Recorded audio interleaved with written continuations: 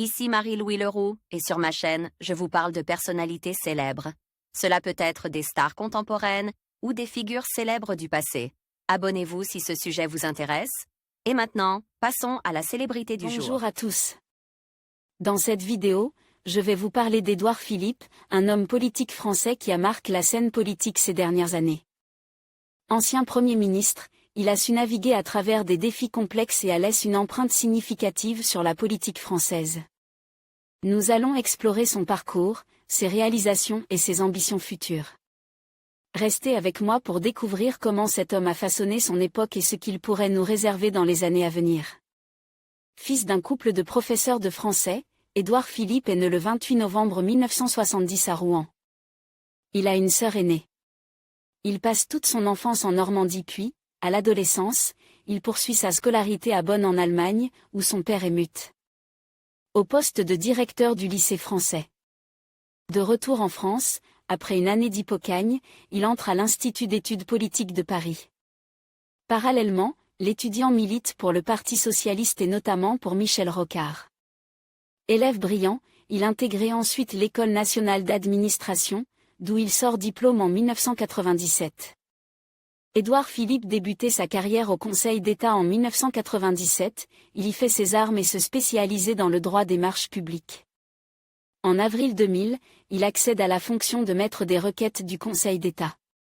Parallèlement, il poursuit son parcours politique, et après avoir rendu sa carte au PS, se rapproche de la droite. Il s'investit dans sa région natale et devient conseiller municipal, UMP, puis adjoint au maire du Havre, Antoine Rufnacht, en 2001.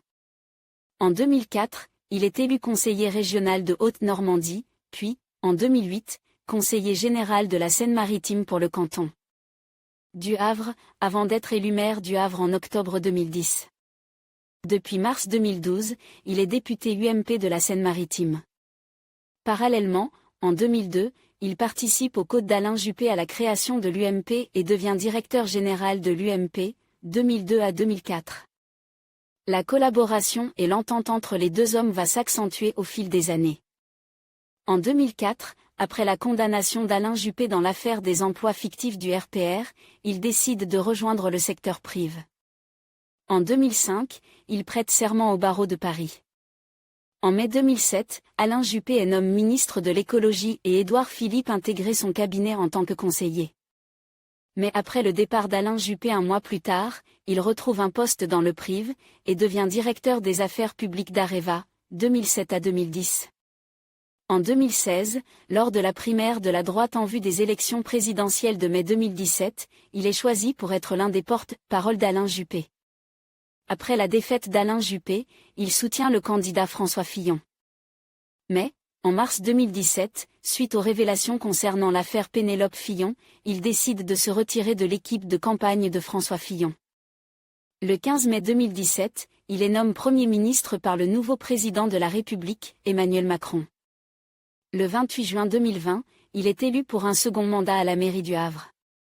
Le 3 juillet 2020, Édouard Philippe remet sa démission, ainsi que celle de son gouvernement, à Emmanuel Macron. L'ancien Premier ministre annonce sa candidature pour la présidentielle de 2027, dans une interview avec Le Point, le 3 septembre 2024. Le 7 avril 2021, Édouard Philippe publie un livre sur son parcours à Matignon, Impressions et lignes claires, ed. J.C. Latte. Côte vie privée, Édouard Philippe est marié à Edith Chabre depuis 2002. Le couple a 3 enfants, Anatole, Léonard et Sarah.